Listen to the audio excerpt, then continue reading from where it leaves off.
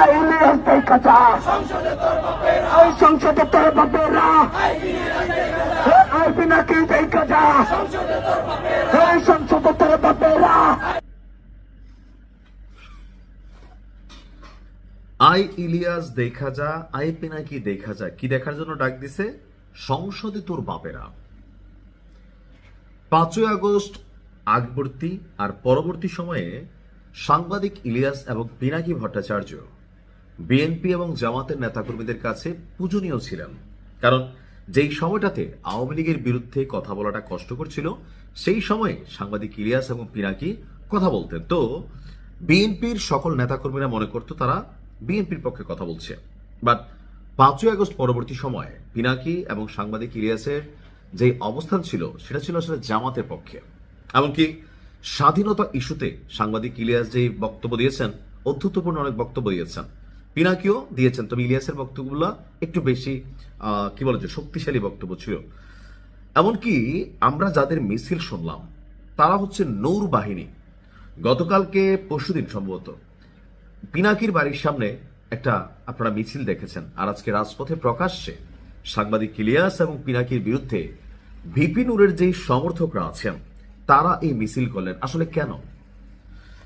সরকার গঠনের আগ পর্যন্ত বা 5ই আগস্টের আগ পর্যন্ত ভিপি নূর, সাংবাদিক ইলিয়াস তারা সবাই একটা কোরাম ছিল সরকারকে পতন করানোর জন্য।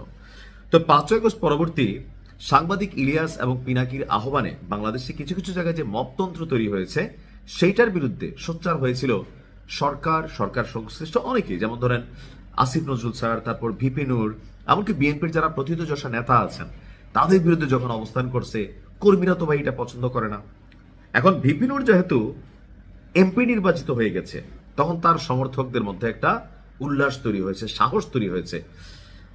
আওয়ামী লীগের সময় সাংবাদিক ইলিয়াস এবং পিনাকির যে অবস্থা ছিল, যদি বাংলাদেশে আসতো যা ঘটতো, আজকের দিনে যদি সাংবাদিক ইলিয়াস এবং পিনাকি বাংলাদেশে আসে এর ব্যতিক্রম কিছু ঘটবে না।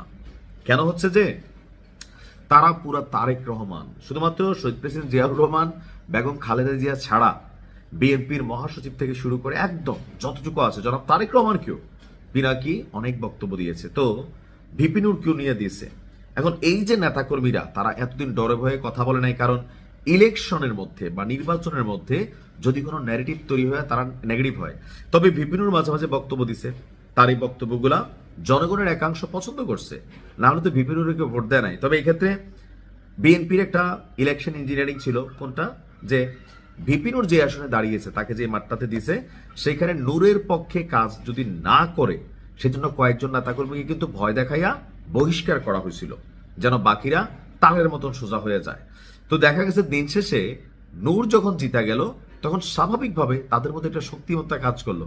আর এখন প্রকাশ্যে এই বাংলাদেশে আমরা সবাই ভাবছিলাম সাংবাদিক ইলিয়াস এবং পিনাকি আসলে ফুলের মালা দিয়া তাদেরকে বরণ করা হবে, কিন্তু বাস্তবতা হচ্ছে এই মুহূর্তেও তারা যদি বাংলাদেশে আসে তাদের যে পুরনো মামলাগুলো আছে অথবা সরকারকে কেন্দ্র করে, বিএনপিকে বিশেষ করে কেন্দ্র করে যে বক্তব্যগুলো দিয়েছেন বা এখনো যে ন্যারেটিভ তৈরি করে যাচ্ছেন, এতে বিএনপির যারা সাপোর্টার আছেন তারা কিন্তু তাদেরকে চক্ষুশূল হয়ে গেছেন।